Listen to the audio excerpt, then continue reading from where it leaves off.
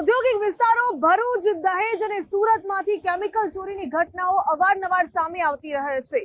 વધુ એક ઘટના સામે આવી અને પોલીસે હાલ તો કંપનીના કર્મચારીઓની સામે શંકાની સોય તાકી છે।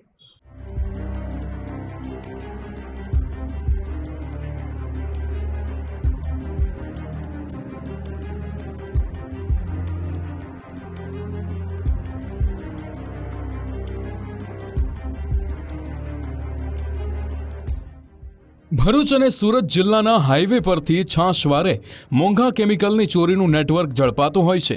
સુરત લોકલ ક્રાઇમ બ્રાન્ચે બાતમીના આધારે આવી જ કેમિકલ ચોર ટોળકીને ઝડપી પાડી। આ ગેંગ કિમ 4 રસ્તા નજીક માંગરોળના પાલોદ ગામની સીમમાં કેમિકલની ચોરી કરતી હતી। હજીરા પોર્ટ પરથી નીકળીને કેમિકલ ભરેલા ટેન્કર દહેજના ઔદ્યોગિક વિસ્તારો તરફ જતા હતા। આ ટેન્કર ચાલકો અને કાળા બજારિયાઓની વચ્ચે પહેલાથી જ સાંઠગાંઠ હતી। પહેલાથી જ મળેલી સૂચના મુજબ હાઈવે પર આવેલા અજંતા કોમ્પ્લેક્સમાં ટેન્કર ઊભા રાખતા અને સ્ટાયરેન મોનોમેર નામનું કેમિકલ કાઢીને નાના વાદળી ડ્રમમાં ભરી દેતા હતા। સુરત લોકલ ક્રાઇમ બ્રાન્ચે 3 આરોપીને રંગે હાથે ઝડપી પાડ્યા। આ કેમિકલ પેટે ટેન્કર ચાલકોને પ્રતિ લીટર દીઠ 100 રૂપિયા ચૂકવવામાં આવતા હતા। આ કિંમતી સ્ટાયરેન મોનોમેર કેમિકલનો ઉપયોગ પ્લાસ્ટિકના દાણા બનાવવામાં થાય છે। આ કેમિકલ ચોર ગેંગનો મુખ્ય સૂત્રધાર જગદીશ ભૂરાલાલ ખટીક ફરાર છે, ત્યારે જગદીશના પુત્ર અજય સહિત 2 ટેન્કર ચાલકોની ધરપકડ કરી લેવામાં આવી છે। આ ચોર ટોળકી પાર્કિંગમાં એક ટેન્કર ઊભું રાખીને તેમાંથી અંદાજે 200 લીટર કેમિકલ ચોરી કરી લેતી હતી। સુરત એલસીબીએ 50 લાખની કિંમતના 2 મોટા ટ્રક ટેન્કર, 63 લાખ ભરેલું chemical, super carry tempo, electric fuel dispenser pump, કેટલાક ખાલી બેરલો, મોબાઈલ ફોન અને રોકડ રૂપિયા મળીને 1,71 લાખથી વધુનો મુદ્દામાલ જપ્ત કરવામાં આવ્યો છે। પોલીસ મહાનિરીક્ષક શ્રી પ્રેમવીર સિંહ સાહેબ તથા પોલીસ અધિક્ષક રાજેશ ગઢિયા સાહેબ તથા એએસપી અક્ષય એન્જિનિયર સાહેબના હોય વિસ્તારમાં ચાલતી ગેરકાયદેસર પ્રવૃત્તિઓ નેસ્ત નાબૂદ કરવા માટે સૂચના આપેલ હોય, જે અનુસંધાને એલસીબીની ટીમ નાઇટ પેટ્રોલિંગમાં હતી।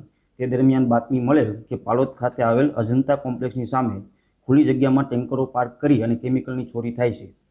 જે જગ્યા પર એલસીબી દ્વારા રેડ કરતા 3 ઇસમો પકડાઈ ગયેલ, જેમાંથી અજય જગદીશભાઈ ખટીક જે મુખ્ય ચોરી કરાવનાર, સલમાન નિજામ જે ટેન્કર ચાલક તથા મુફી સતાર ખાન ટેન્કર ચાલક નાઓ પકડાઈ ગયેલ, જેના વિરુદ્ધમાં ગુનો દાખલ કરી કુલ 1,71 લાખનો મુદ્દામાલ કબજે કરવામાં આવે।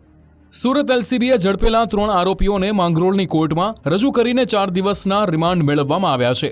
આ ગેરકાયદે ધંધામાં સામેલ મુખ્ય સૂત્રધાર જગદીશ ખટીક સહિતના અન્ય આરોપીઓને ઝડપી પાડવા પોલીસે વધુ તપાસ હાથ ધરી છે।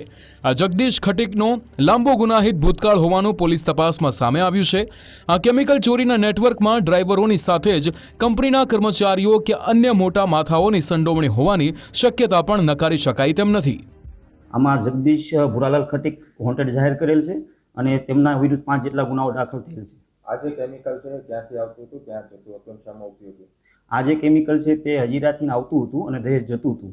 આ કેમિકલનો ખાસ ઉપયોગ પ્લાસ્ટિકના દાણા બનાવવા માટે થાય છે।